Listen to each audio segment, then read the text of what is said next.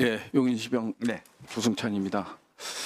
저는 한 가지 말씀드릴게요. 과연 우리 김용현 후보자가 이 자리에 앉을 자격이 있나 묻고 싶지 않을 수 없습니다. 온갖 불법 의혹, 그다음에 최혜병 특검, 각종 의혹들이 직권남용과 관련된 의혹들이 많이 있기 때문에 사법적 심판을 받아야 될 분이 여기 앉아 있다라는 점, 이 점을 강구합니다.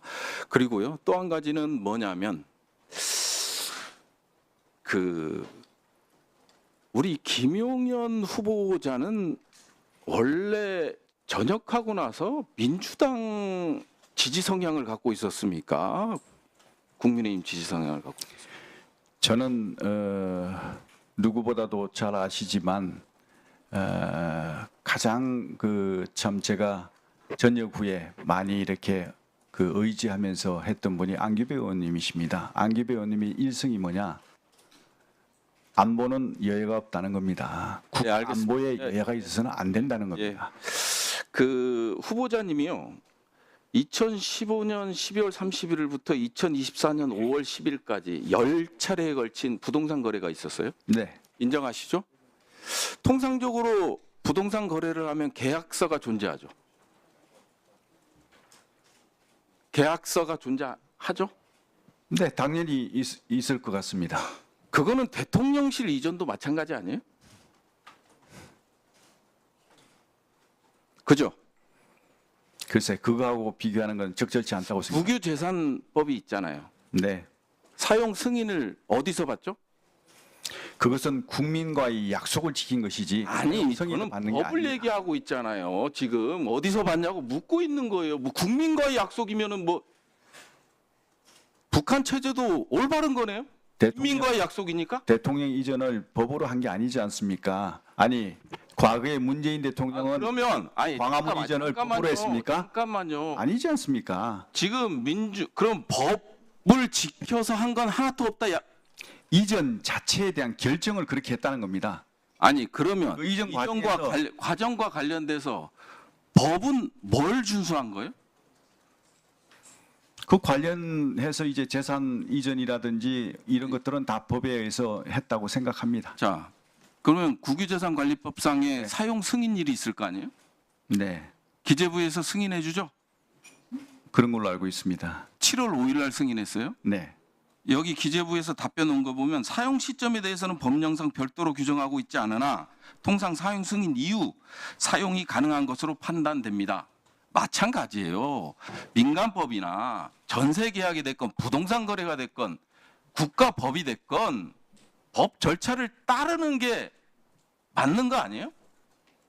그죠? 네. 네, 맞는 거고요. 그러면 자, 이 대통령실 이전과 관련되는 거는 국가 중요 정책 결정 과정이죠. 네. 그러면 이제 헌법상에 이제 명시된 게 있잖아요. 그죠? 문서로서 행한다. 국무회의 의결 사안이다. 그러면 인수위 신분이었어요? 인수위였어요?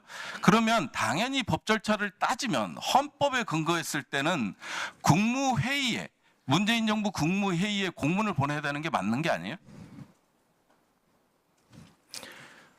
말씀하시죠. 예, 맞는 게 아니냐 묻고 있어요. 네, 인수위에서 필요한 절차를 밟고 공문을 보낸 걸로 알고 있습니다. 공문이 하나도 없다고 하잖아요. 왜 여기서 거짓말 말씀하십니까? 없는 게 아니라 못 보셨겠죠. 그거에 대해서 그 발언에 대해서 책임질 수 있어요? 당연히 책임집니다. 그러면 내놓으세요. 3월 20일 날부로 우리가 한다고 통보를 했지 않습니까?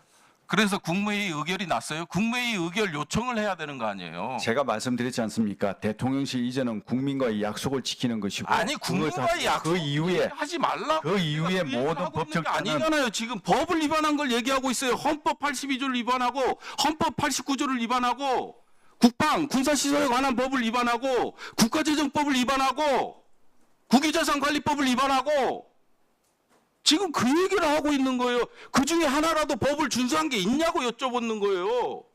그 자, 부분 다음 슬라이드. 자, 출입 기록과 관련돼서 잠깐 여쭐게요. 김용현 후보자 국방부 출입 기록이에요. 2022년 3월 15일 날 김용현 후보자가 국방부로 출입했어요? 이때 혼자 왔어요? 아닙니다. 그때 그 이전 TF 의원들 같이 갔습니다. 그러면 국방부 출입 기록을 요구하는데 우리 김용현 후보만 있어요. 다음 슬라이드. 이게 부대 관리 훈령이나 정부청사 출입 보안 지침을 보면 손님이라고 기록을 해요? 아니 국방부 부대 그다음에 공무원 정부청사 출입 보안 지침을 보면 손님으로 기록해요? 본인이 손잡고 가면 손님이면 간첩도 들어갈 수 있는 거예요? 야, 이거 완전 조직적 은폐잖아요. 신원 확인하게끔 돼 있잖아요. 국방부 관리훈령 제84조에 따르면 같이 들어간 사람이 손님이야. 이게 국방이에요? 동의하지 않습니다. 와, 나 기가 차네, 기가. 당시에 한남동 공간 출입 규정 자체가 아니, 제 얘기는 백재권 교수하고 국방부 출입하셨다며요. 그러니까 제가 말씀드리지 않습니까? 당시에 한남동 출입자에 대한 규정 자체가 한남동에는 외교 지금 한남동이지 않습니까? 이 국방부 출입 기록에 김용현하고 같이 간 사람이 없어요. 은폐하는 거지. 아니 지금 질문하신 게 육군 참모총장 공간 관련한 기록 아닙니까? 자, 부대 관리 훈령과 정부 청사 출입 보안 지침을 저는 얘기하고 있어요. 네. 어디 들어갈 때 정부가 관리하는 시설에 들어갈 때 손님으로 들어가는 경우가 있어요. 그걸 지적하고 있잖아요. 그러니까 지금 여기 나와 있는 게 한남동 아닙니까? 오케이, 예. 한남동 출입 규정 자체가 그때는 그래서 제가 말씀드리고 싶은 거는 지금 대통령실 이전은요. 대통령이 결정 사항이지만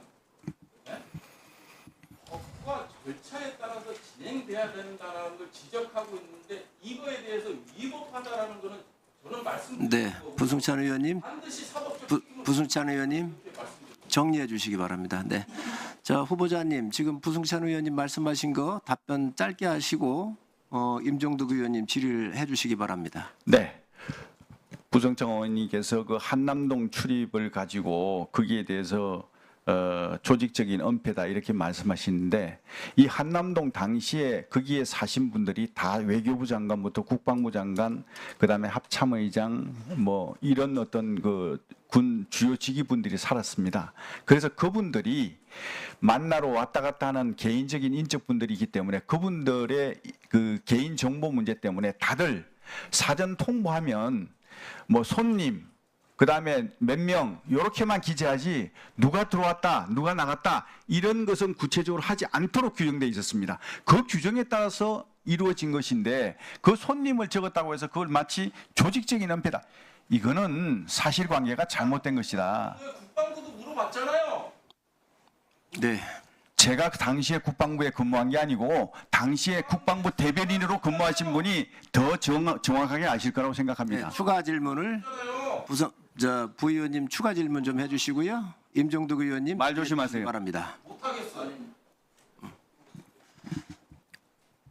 임종득 의원님, 제가 질의하겠습니다. 임종득 의원님 질의해 주시기 조용히 해주세요. 바랍니다. 먼저 장관 후보자 지명을 진심으로 축하합니다. 오늘